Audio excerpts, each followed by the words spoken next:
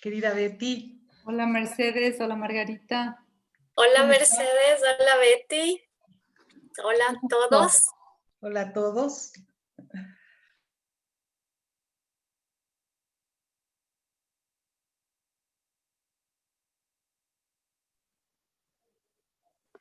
Muy buenas noches, bienvenidos al auditorio Lupe Rumazo. En estos momentos daremos inicio a la presentación del libro Beatriz de Mercedes Mafla, que tendrá una duración de 1 hora. Participan Mercedes Mafla, Margarita Borja y Betty Aguirre. Le invitamos a ponerse cómodos, recordándoles que los micrófonos y videos estarán inhabilitados para los espectadores durante toda la actividad. En la parte inferior está el icono de mensajes para que a través de esta herramienta pueda realizar sus preguntas. Que lo disfruten. Buenas noches, queridas amigas, buenas noches con todos. Quiero empezar agradeciéndoles por su compañía esta noche. Gracias especialmente a mis queridas amigas Betty Aguirre, quien hace poco llegó de Utah a Yunguilla, en donde se encuentra ahora mismo, y a mi amiga Margarita Borja, para quien ya es día lunes y está en la hermosa ciudad de Leipzig. Ambas son, como sabemos, brillantes profesoras, traductoras y escritoras. Betty.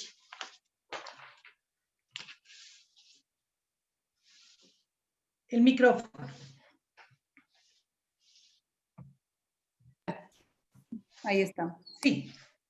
Bueno, buenas noches querida Mercedes y Margarita, y un gusto conocerte y compartir esta noche contigo y Mercedes. Bueno, antes de hablar de la novela de Mercedes, me gustaría compartir un recuerdo que guardo con inmenso cariño.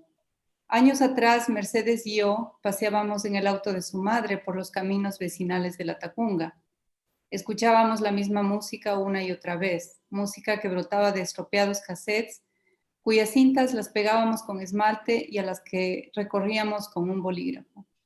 Una de aquellas tardes, luminosa y dorada como suelen ser las tardes de los Andes, camino a San Buenaventura, repentinamente Mercedes comenzó a pronunciar sustantivos y adjetivos, mientras me animaba a que también yo lo hiciera, que ampliara mi vocabulario, me decía. Los espacios de la amistad son como aquella tarde, espontáneos, plurales, generosos. Pero además la textura de la amistad es intuitiva, como lo es la textura del papel.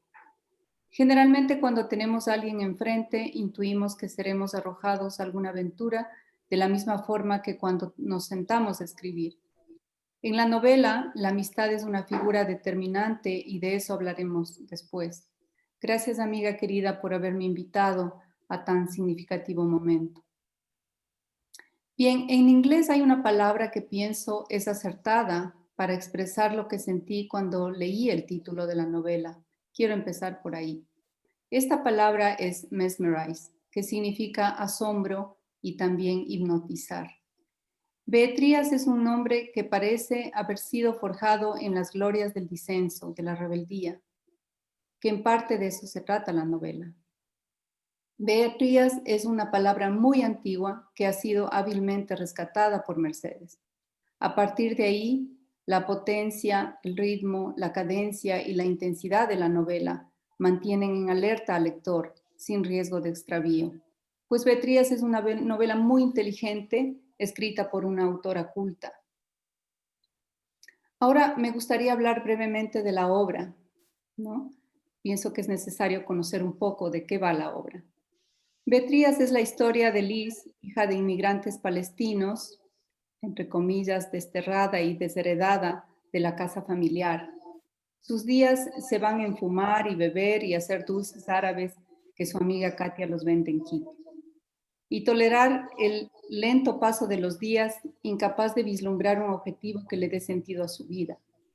Liz vive y comparte con casi todos los demás personajes la orfandad, el exilio, el desarraigo y la soledad. Sin embargo, una llamada telefónica la saca de ese marasmo y viaja a Jerusalén, la casa familiar, casa que ha sido tomada por, abro comillas, asalariados del gobierno, cierro comillas, quienes intentan despojar a Elías Simán, padre de Liz, de sus tesoros, entre ellos un manuscrito muy antiguo. Haciendo caso del llamado de sangre, Lee se enrumba hacia la única posibilidad de recomponer la historia familiar, incluida la suya propia. Bien, debido a la amistad que me une con Mercedes, tuve que hacer 2 lecturas. La primera fue una lectura veloz, como la novela misma, arrojada por la gula de lectora insaciable y curiosa por saber de qué había escrito mi amiga. La segunda, una lectura distanciada, pausada, analítica, observando en cada línea su perfecto tejido. Hilar palabras, bien dicen. Su musicalidad, la abundante intertextualidad y su destreza al construir personajes, lugares e historias. Leer fue viajar por un universo que al inicio me mostraban o no mostraba ninguna amenaza y que hasta lo sentía familiar, pero a medida que avanzaba se desvelaba el caos, un caos necesario que interpela un territorio y un nombre abstracto que cuestiona maneras de ser, maneras de hablar y relacionarnos, inclusive de comunicarnos. Un caos que podría dar inicio a un génesis, eso lo veremos en la novela. Por otro lado, la ética, de esto quiero hablar. La ética es un valor estético que atraviesa la novela de Mercedes. Descoloca principios falsos, interroga lo cotidiano, pero también lo histórico, lo político y lo literario. Añado además que me asombra, me impresiona el arrojo y el valor que tiene la autora al escribir sobre una clase política que determina y ha determinado la pobreza intelectual y cultural en la que vivimos. El arte, la cultura, las humanidades van siendo suplantadas por lo vulgar y lo estridente. Beatriz se ocupa de ello magistralmente en su tercer y último capítulo. No obstante, la novela se hace cargo de llevar a los personajes de vuelta al hogar y, por qué no decirlo, a esa patria íntima que cada uno de nosotros tenemos. Bien, por otro lado, me gustaría mencionar 3 aspectos notables de la novela. La escritura situada, una meticulosa enunciación de paisajes, localismos, tradiciones, formas de ser, de existir en el espacio que sucede en la novela. Esto me parece increíble porque generalmente los escritores temen no ocupar ese espacio tan cercano, tan familiar, tan local, ¿no? Pero Mercedes lo hace de una manera increíble. El segundo aspecto, la memoria, pero la memoria como dispositivo o recurso poético. Aquí me gustaría leer una frase de Beatriz, que me parece quizás una de las frases más bellas. Entonces la memoria, a veces tan transparente como el cristal, le devolvió a la mañana de un viaje perdido en el río del tiempo. Bueno, eso nos dice muchísimo. Inclusive pienso que resume lo que es la novela. Y tercero, la conjunción de personajes marcados por un mismo signo. El viejo Elías, Jazmín, Liz, Katia, Adriana y el mismo Astor Pilco, ¿no? El mítico, tal vez estoy cometiendo un error al llamarlo así, pero me parece que es una forma de llamarlo. Y que estos personajes, el signo de estos personajes es el desarraigo. Bien, pero aquí me gustaría señalar la analogía existencial de estos 2 personajes, de Adriana y del personaje indígena, Inca Astor.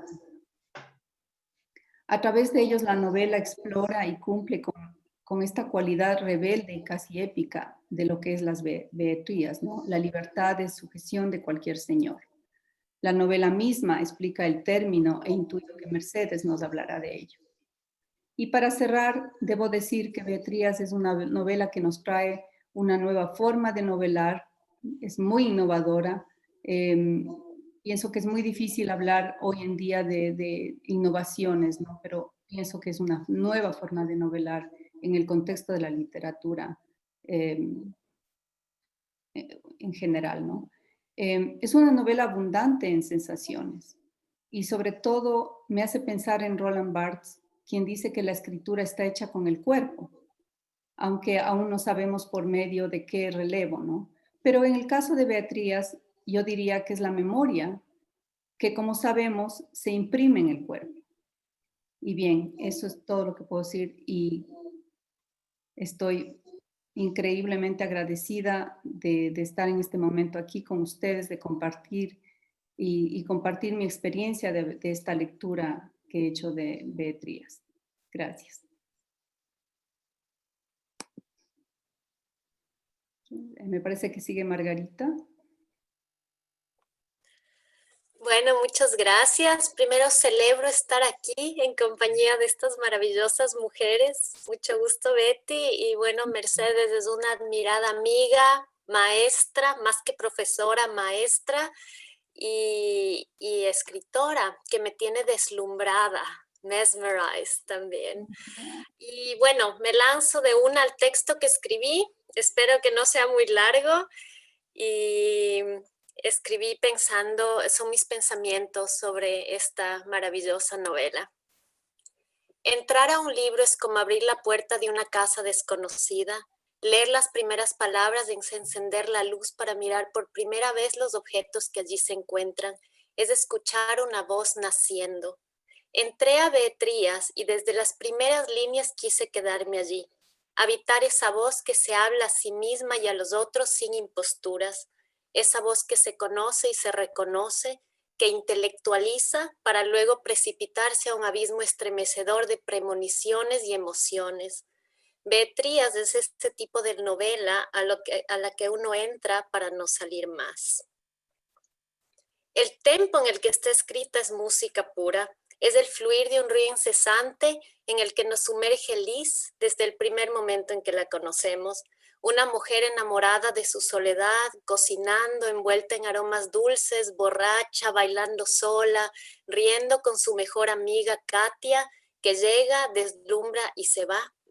Es inevitable el presagio, algo siniestro está a punto de suceder. La voz de Liz fluye imparable y prismática, baila de un pensamiento a otro, evadiéndose, juzgándose, mirándose a los ojos sin justificaciones, penetrando al narrador omnisciente que se rinde ante la conciencia asombrosa y asombrada de Liz, intelectual, nostálgica y voluptuosa. Cito: el ritual comenzó con una copa de vino claro tomada con rapidez. Liz se había sentado en su jardín desde el cual veía con indiferencia y con culpa por la indiferencia el valle iluminado por la luz vertical de la mitad del mundo. Al fondo el cielo era de un celeste unánime. Tanto sol, pensó por un segundo, tanta luz impide la muerte y la transformación, todo permanece tan verde por estos lares. Uno deja de apreciar la renovación de la vida. Sí, Liz intelectualizaba. Hacía demasiado tiempo que no lograba sentir y lo sabía, pero pensaba.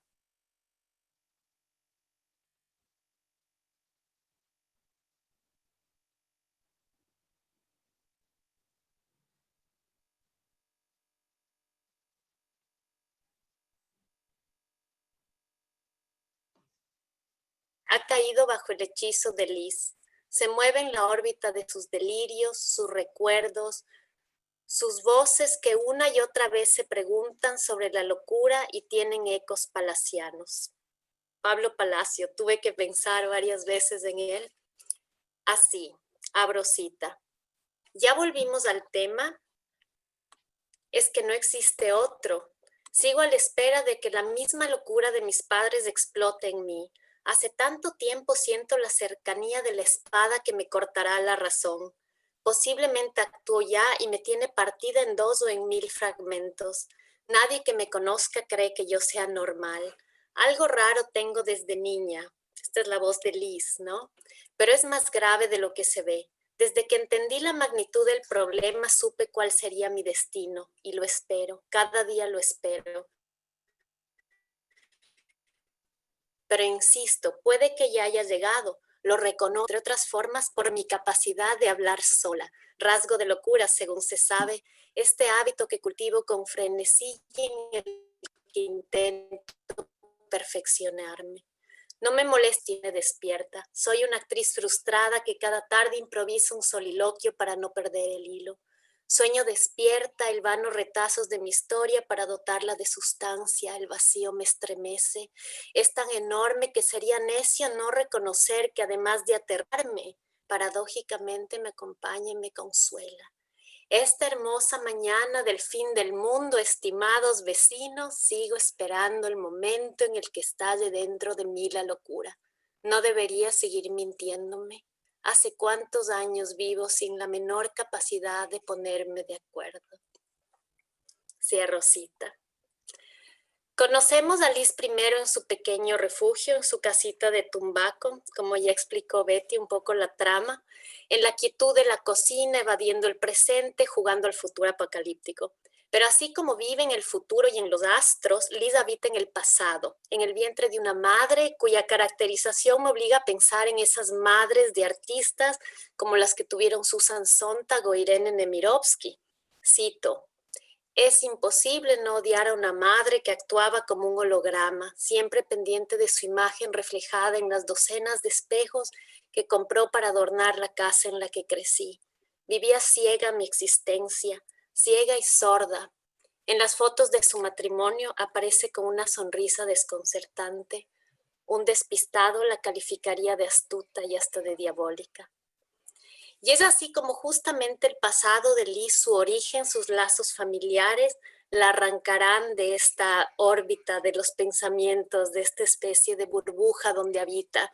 Es esa llamada telefónica de la que ya habló Betty, que conocen quienes han leído la novela, que la saca de allí, y los lectores enamorados la seguimos en esta misión suicida, ebria, drogada, nos subimos al carro, la música a todo volumen y nos vamos por la carretera, siguiendo su conciencia, sus descripciones, va describiendo como de paso lo que sucede, pero son unas descripciones para la eternidad. Es vértigo lo que sentimos los lectores a bordo de esa voz impredecible que nos hace reír, que nos angustia, que siempre sorprende. Liz nunca es complaciente ni predecible. Es como si escribir fuera cuestión de vida o muerte. Es alguien que ha decidido jugárselo todo y creo que eso es lo más seductor de esta novela. Y así es el viaje de Liz en el que vamos en su carro para llegar a ver a un padre a quien ella no ha visto en años. Esta llamada de Adriana, una mujer que es una amiga, que es una especie de hermana que está a cargo de su padre, le llama por teléfono y dice que el padre ha sufrido un accidente y Liz, media borracha, continúa emborrachándose en el carro y se lanza a la casa del padre. Y cuando llega, no llega lentamente como Juan Preciado al llegar a Comala en busca del padre, no, Liz llega en el automóvil, borracha a toda velocidad, con música. Así llegamos al reino del Padre, que se llama Jerusalén, y el Padre se llama Elías, como el profeta. Es un amante de la astronomía, un coleccionista de tesoros arqueológicos, y encontramos en este reino dos sombras. La relación de Liz con su padre, que es una relación tensa, no se han hablado en 4 años, y el hecho de que están estos dos parásitos aquí, de los cuales también ha hablado Betty, estos burócratas, estos impostores, son impostores. Los cronotopos en la novela de Mercedes Mafla aparecen con claridad de arquitecturas literarias. Tenemos la cocina al inicio, donde está Liz intentando sobrevivir en su pequeña casa. Después sale en el automóvil, vamos a toda velocidad y llegamos a la hacienda. Este es un viaje cuasi épico donde conoceremos fantasmas, monstruos, profetas y heroínas en esta hacienda en un lugar llamado Jerusalén. El lector de Betrías se muda a vivir en la mente de Liz como si cayera por el hueco de un árbol, y a pesar de que es el padre la figura concreta que enfrentaremos entre luces y sombras, hay otra que, aunque muerta y ausente, atraviesa cada instante, la madre. Como una reina de corazones en Alicia, gritando que le corten la cabeza, asoma esta madre una y otra vez, protagonizando las neurosis y los recuerdos de Liz. Bueno, veo que me he hecho un poco larga, no me quiero seguir alargando de más, no quiero aburrirles, así es que voy a saltar, voy a pasarle a Mercedes todo lo que he escrito para que en algún momento lo publiquemos en algún lugar y solo voy a leer el final, mi párrafo final.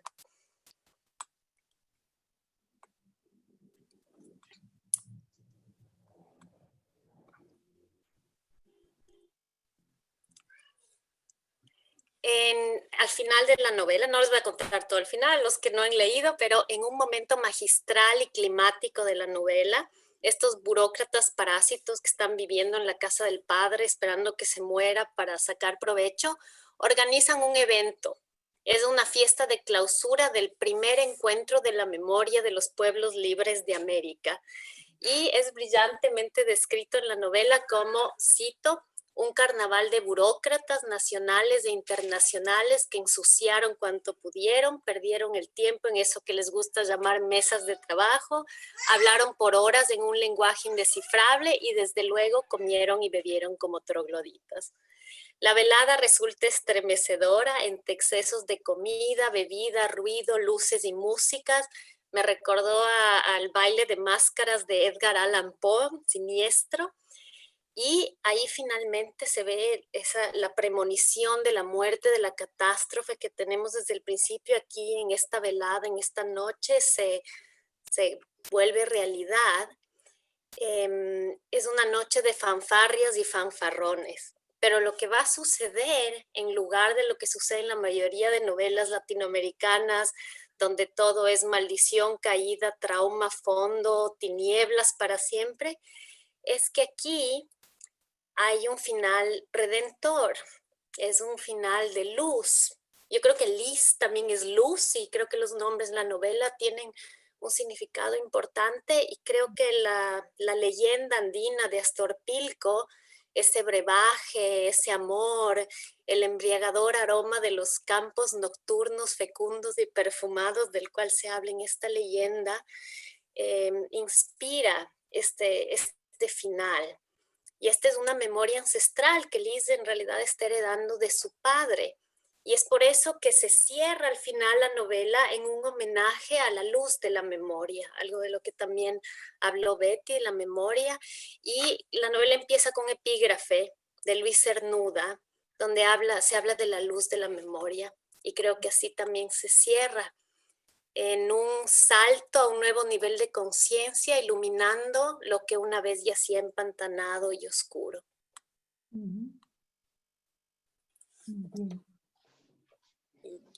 Dejémosla hablar a la gran escritora.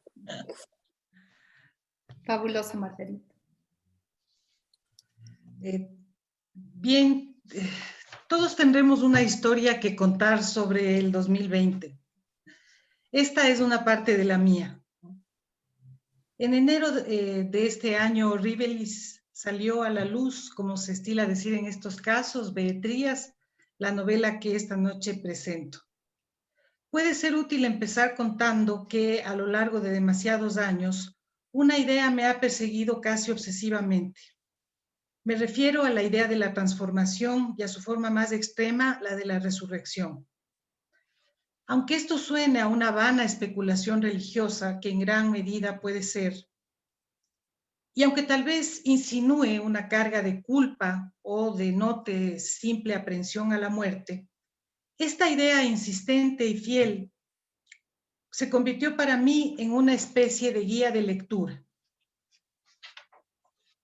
que me llevó a indagar, entre otras presencias, en la poesía mística de San Juan de la Cruz, en la asombrosa simbología visual y literaria de la vieja alquimia, en consecuencia en Goethe, pero especialmente en el Dr. Jung, a quien siempre he considerado por sobre todo un hombre de letras y hasta mi médico de cabecera.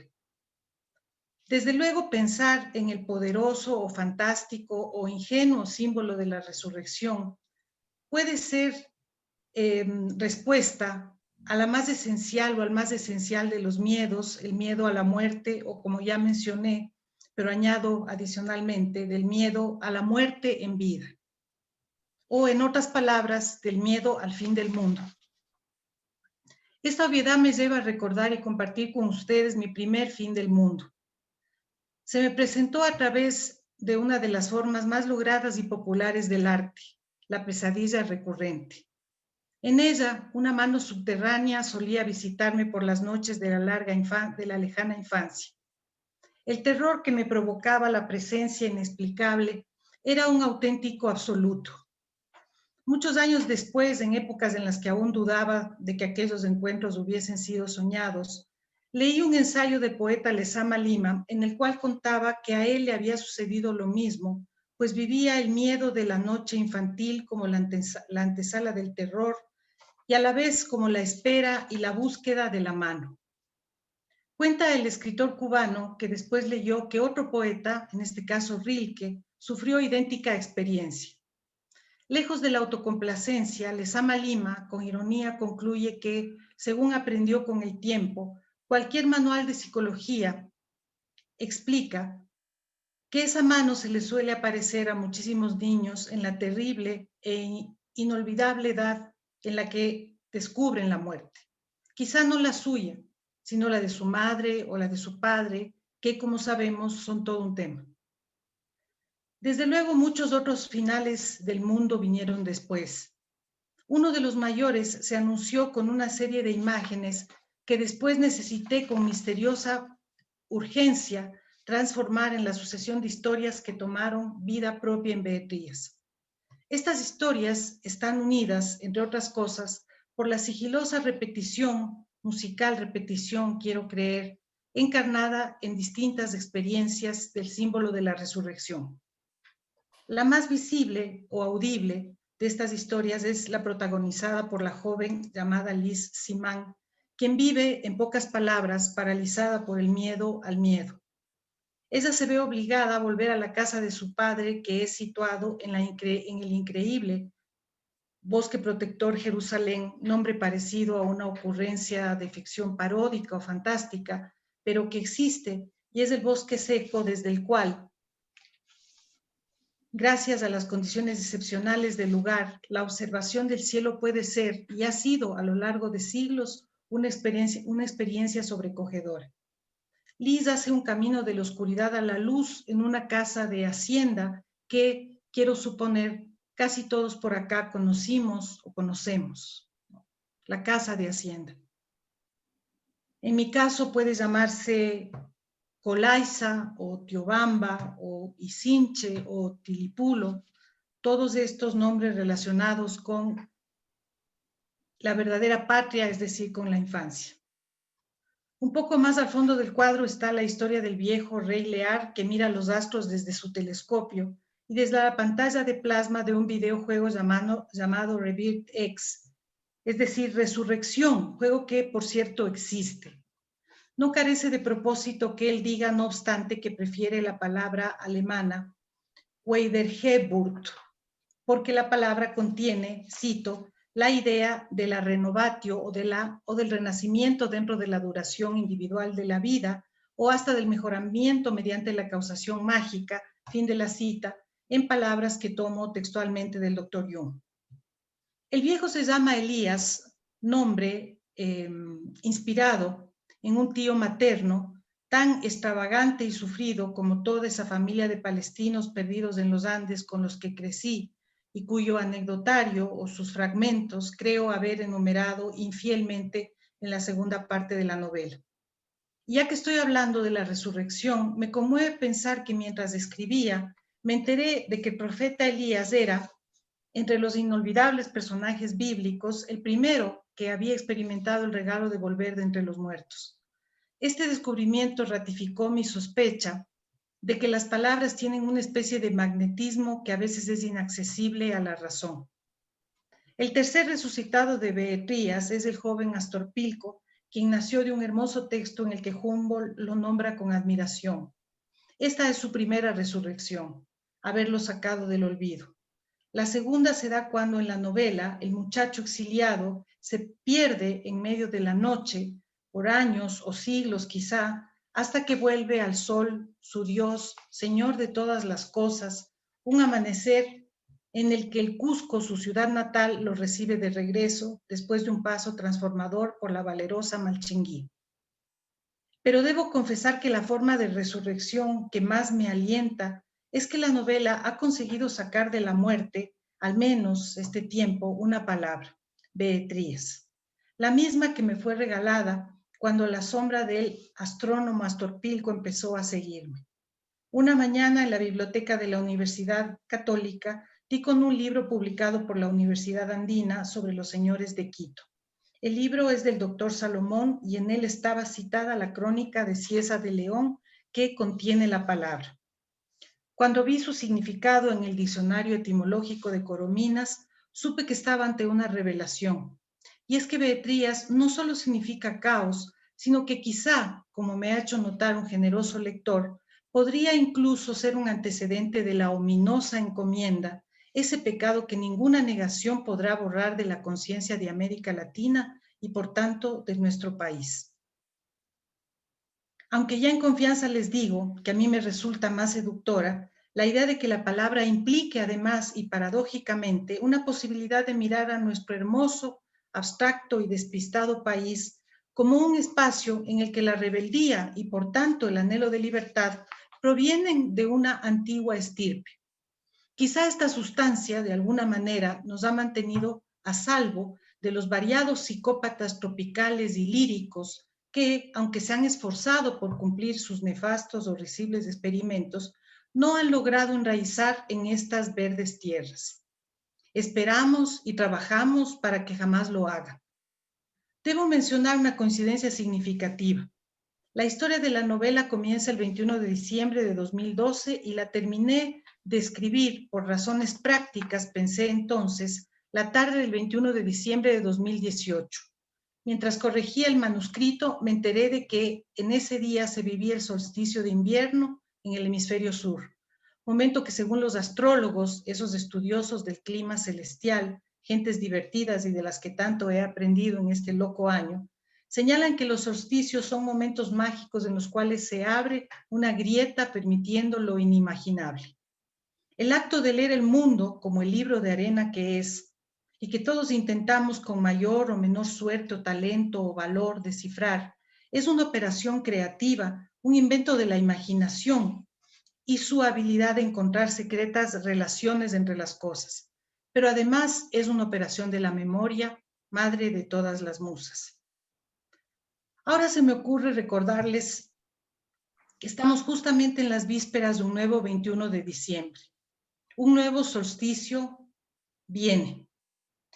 Pero resulta que ese día, que por cierto será un lunes, el detalle es siempre la clave de una buena historia, ¿no?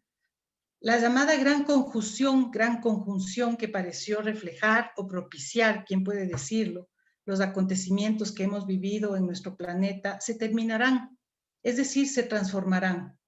Un nuevo fin del mundo está a puertas. Saturno y Júpiter, padre e hijo, los dos gigantes del barrio que ocupamos en el vasto universo, se unirán en el cielo formando una estrella brillantísima, parecida a la de Belén, dicen algunos, y juntos saldrán lentamente a su nuevo lugar celestial, dando comienzo nada más y nada menos que a una era, la cual nos llevará, presumen los discípulos de los Reyes Magos, santos patronos de los astrólogos, desde el peso de la tierra a la levedad del aire o del cuerpo al alma, si se me permite el encantador y al parecer indestructible anacronismo. Me gusta creer que he escrito un cuento de Navidad. No en vano, el fantasma de las Navidades presentes es representado por Dickens con el rostro glorioso de Júpiter y su cornucopia de abundancia. Beatriz nació bajo el signo del gigante que a su vez es hijo del terrible padre que devora a su prole y a quien Júpiter mata para liberar a sus hermanos en el mito, ¿se entiende?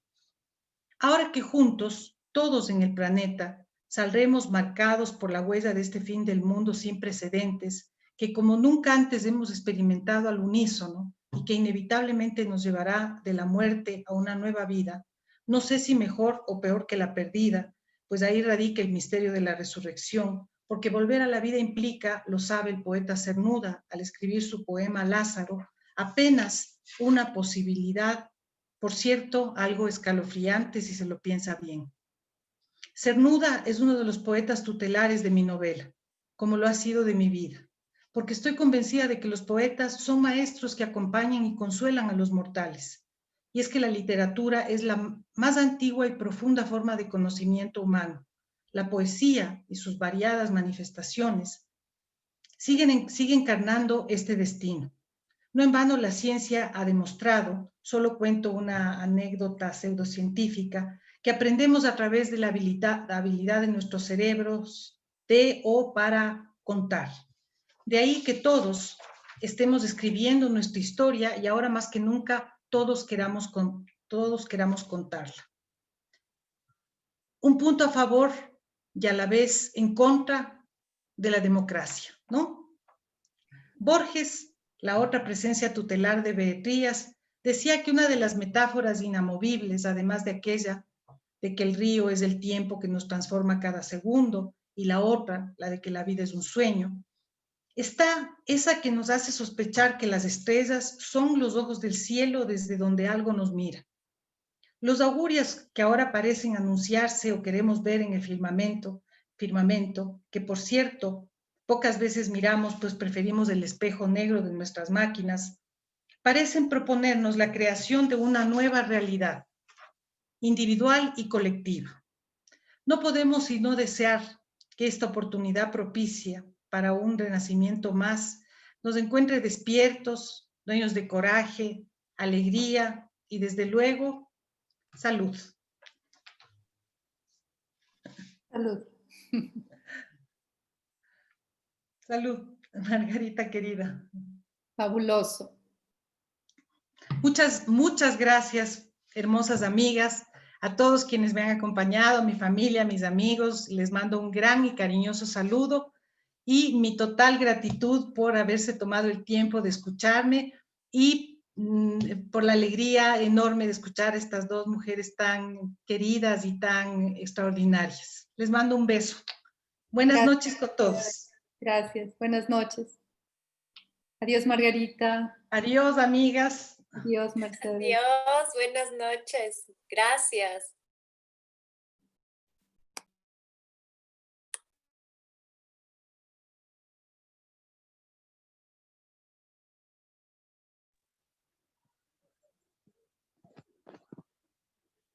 De esta forma, concluimos la presentación del libro Beatriz, de Mercedes Mafla. Esperamos haya sido de su agrado. Y así culminamos el programa cultural aquí en la Feria Internacional del Libro Quito Virtual 2020. Agradecemos a todos por ser parte de tan magnífica experiencia. Hasta el próximo año.